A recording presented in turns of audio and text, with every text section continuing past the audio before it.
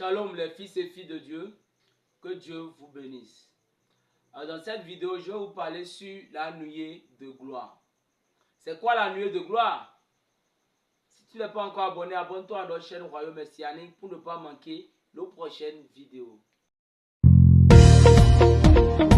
Les trésors cachés, les richesses enfouies, afin que tu saches que je suis le...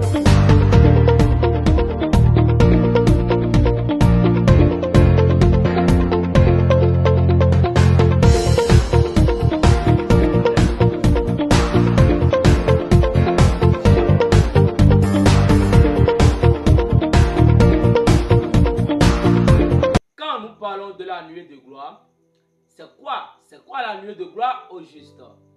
La nuée de gloire, si vous tapez dans les dictionnaires ou si vous cherchez dans les documents, on va vous parler, quand vous tapez la nuée, on va vous parler du cumulonimbus, Ce qui veut dire quoi? C'est un terme désignant des nuages sombres, des nuages qui ont un aspect très lourd et très sombre. Donc quand vous allez taper dans un dictionnaire, vous allez chercher dans un dictionnaire c'est quoi une nuée, on va vous parler des orages, c'est-à-dire des nuages sombres et lourds. Or ici, nous parlons de la colonne de nuée, c'est-à-dire la nuée de gloire. Et la nuée de gloire dont nous parlons ici, ce n'est pas des nuages sombres qu'on voit en haut, mais la nuée de gloire, c'est un être surnaturel. La nuée de gloire, c'est la colonne de feu, et c'est de cet être surnaturel que j'aimerais parler aujourd'hui. Remarquez, lorsque Moïse a rencontré la colonne de feu, de la colonne de feu sortait une voix. Et c'est cette voix qui a commissionné Moïse. Et cette voix disait quoi? Va délivrer mon peuple d'Israël de l'Égypte. Remarquez, dans la colonne de feu, c'était l'Éternel lui-même qui habite dans la colonne de feu. Dans la colonne de feu, c'est Dieu lui-même. Elohim, c'est-à-dire le tout-suffisant, le créateur des cieux et la terre. C'est lui qui habite dans la colonne de feu. Alors il a parlé à Moïse, il a dit à Moïse d'aller délivrer son peuple. Et Moïse a pris le chemin. Moïse ne savait pas que cette colonne de feu qu'il avait parlé le suivait. Jusqu'à arriver en Égypte. Et arrivé là-bas, nous avons vu, il a fait des miracles et tout. Nous avons vu des grands œuvres qui se sont produits en Égypte pour que Moïse fasse sortir le peuple d'Israël. Alors lorsque le peuple est sorti, cette colonne de feu qui avait parlé à Moïse, nous voyons que c'était cette colonne de feu qui conduisait le peuple d'Israël. Et dans la nuit, nous voyons que c'était la colonne de feu. Et c'était ce feu-là qui les conduisait. Lorsque le feu avançait, eux-mêmes ils avançaient. Lorsque le feu s'arrête, eux-mêmes ils s'arrêtaient. Lorsque le feu tourne encore en arrière, eux-mêmes ils tournent encore en arrière. Et la marche qu'ils devaient faire pendant 3 jours pour se rendre à la terre promise, ils ont fait. Cela a duré pendant 40 jours. Pourquoi? Parce que tantôt la colonne de feu avance, tantôt la colonne de feu recule. Tantôt cela avance, tantôt ça tourne encore et les enfants d'Israël suivaient. Et nous voyons que dans la nuit c'était la colonne de feu, mais dans la journée c'était la colonne de nuée. C'était la nuée de gloire. Remarquez, ce n'est pas deux choses différentes, mais c'est toujours la même chose. C'est toujours la même colonne de feu qui est encore la nuée de gloire. Mais la nuit, quand vous regardez, vous voyez que c'est un feu. C'est une colonne de feu. Mais dans la journée, la même chose. Quand vous regardez encore la même chose, vous voyez que ce n'est plus un feu, mais c'est une nuée. Une colonne de nuée. Voyez-vous? Et dans cette colonne de nuée habitait Elohim, l'Éternel lui-même. Et c'est cet être surnaturel qui les conduisait. Et nous voyons que la nuit c'était la colonne de feu et le jour c'était la nuée. Ce n'est pas deux choses différentes, mais c'est la même chose. Simplement que dans la journée, quand vous regardez, vous voyez autre chose. Et dans la nuit, quand vous regardez encore la même chose, vous voyez autre chose. Voyez-vous? Oh, c'est la même chose. C'est le même être surnaturel. C'est la même personne qui est toujours là.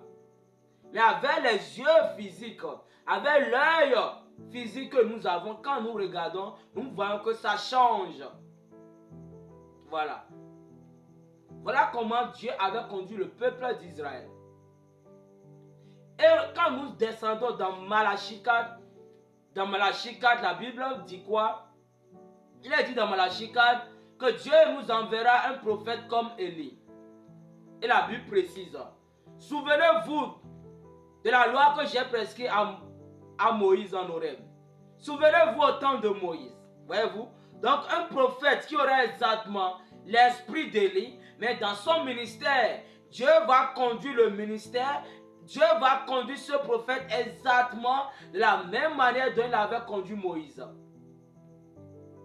Et il a fait exactement la même chose dans la vie du prophète William Branham. Alors pourquoi nous voyons la nuée aujourd'hui, la nuée de gloire aujourd'hui, descendre dans le ministère de William Branham? Remarquez,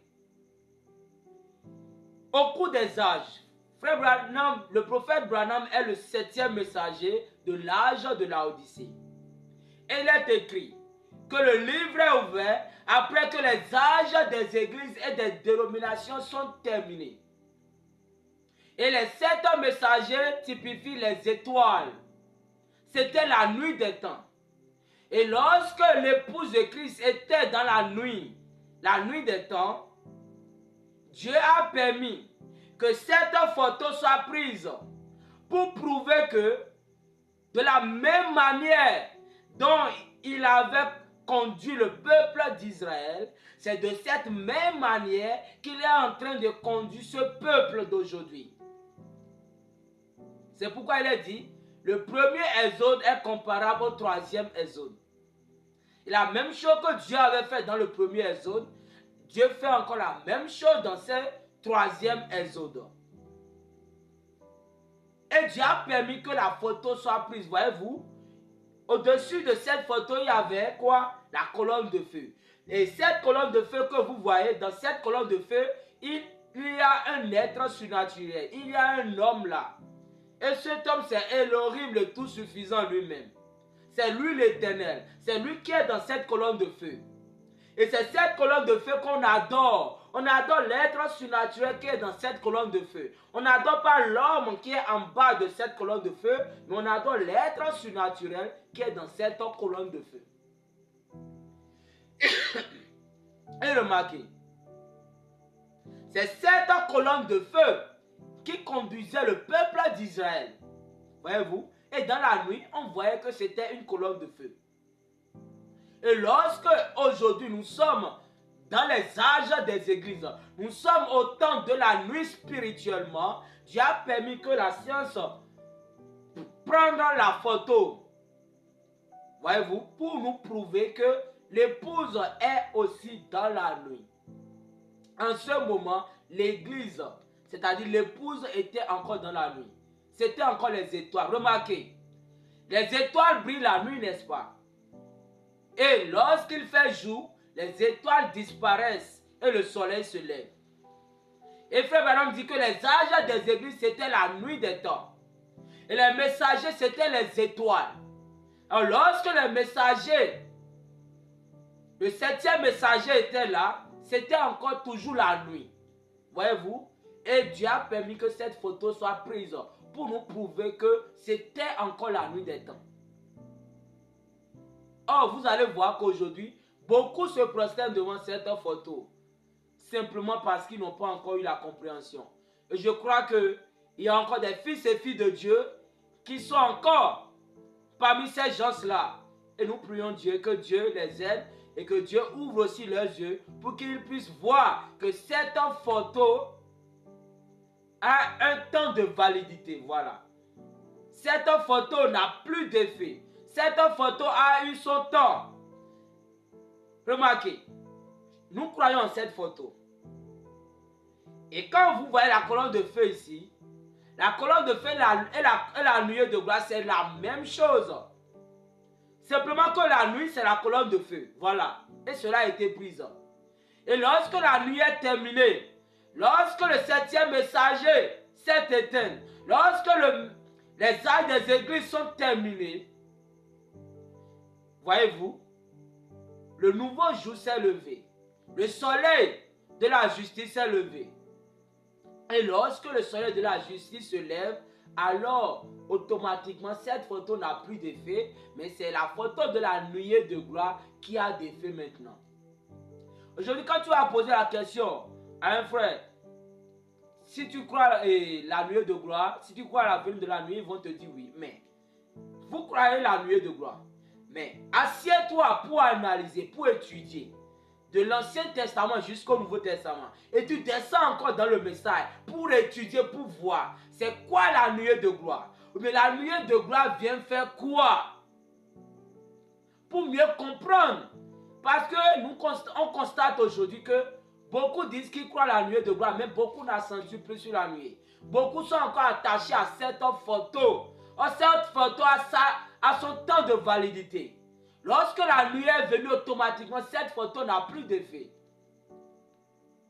Mais c'est la nuée qui a d'effet maintenant.